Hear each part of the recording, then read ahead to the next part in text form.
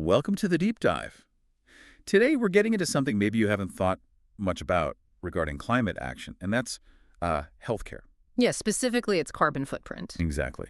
We're looking at a recent study focusing on what they call carbon health literacy among clinicians. This was in Australia and Canada. It's a really critical area. Globally, the health sector pumps out around 4.6% of greenhouse gas emissions. That's huge. Wow, 4.6%. In clinical care, just the direct care aspect is at least half of that. So yeah, clinicians really need to be part of the solution here. Okay, so let's unpack this concept then. Carbon health literacy. What exactly are we talking about here for, like, a doctor or a nurse? Well, basically, it's about whether a clinician understands the greenhouse gas emissions tied to different clinical choices they make. Mm-hmm. And whether they can actually use that information to make decisions, weighing the environmental cost alongside the clinical benefit.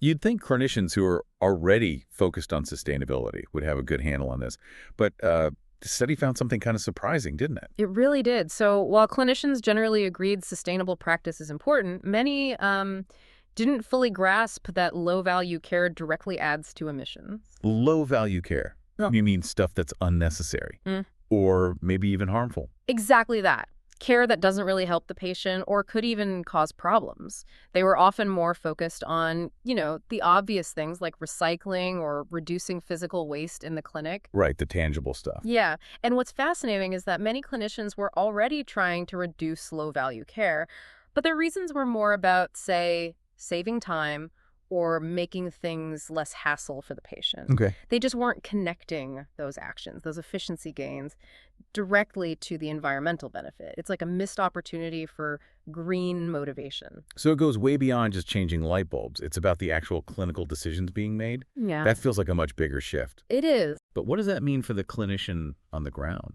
day to day? The study found some real practical challenges. Oh, definitely. A big one was feeling like they just lacked the right knowledge or the tools. Tools? Like what? Well, they weren't saying they wanted to sit there and personally calculate the carbon footprint of every single blood test or procedure. That's not realistic. No, definitely not. But they wanted simpler guidance. Things like identifying the main carbon hotspots in their specific field of practice, or even just simple comparisons like, is this particular test generally higher carbon than that alternative? So they're not looking to become part-time environmental scientists? Not at all. That's really interesting. The desire seems to be there. So what's actually stopping them? What are the big barriers the study found? Well, there were a few key things. Patient expectations came up a lot. Yeah. I can see that. It's tough, right? Bringing up environmental impact when a patient is maybe anxious or unwell, then there's just not enough training on this stuff and a real lack of clear information. Like data. Yeah, data. Clinicians mentioned struggling to get environmental impact data, even from, say, pharmaceutical companies about their products. And another critical point was feeling like they didn't have the power to make bigger changes. How so? Like feeling limited by their specific role or the hospital hierarchy. That feeling of being a small cog in a big machine, unable to influence the wider system. There's some pretty significant systemic issues, but the clinicians themselves, they had ideas on how to move forward, right? It wasn't just about individual doctors trying harder. Absolutely not. They were very clear. They called for integrating sustainable healthcare into clinical training right from the start, medical school, nursing school. Like a generational shift, the study called it. Exactly, Yeah. aiming for a fundamental change over time. They also wanted practical toolkits, maybe things like smart prompts built into electronic health record system. Oh, interesting. Like a little nudge towards a lower carbon option. Yeah. Perhaps for common procedures or prescriptions where alternatives exist.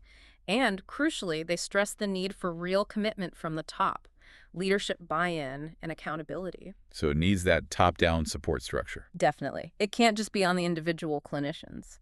And when you pull back, empowering clinicians like this, giving them this carbon health literacy, it isn't just about the environment, is it? No, not at all. That's what's really powerful here. It's often a double win. Take reducing low-value care again. Right. Doing that isn't just green. It makes healthcare more efficient. It saves money. It reduces the burden on patients, less unnecessary tests, less potential harm. It improves the overall value of the care provided.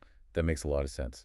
So the big takeaway here seems to be, yes, clinicians are absolutely key players in tackling healthcare's carbon footprint. For sure. But Just motivating them isn't enough. They need the right education, the practical tools, and importantly, that systemic support from leadership to really make it happen. Precisely. And it kind of leaves us with something to think about too, doesn't it? What's that? Well, it makes you consider how your own expectations as a patient might influence things, or how you think about value in healthcare. Could our demands inadvertently push towards higher carbon options? Hmm. It sort of invites us all, whether as patients or just informed citizens, to think about how we can support this shift, towards healthcare that's genuinely high value, both for us and for the planet.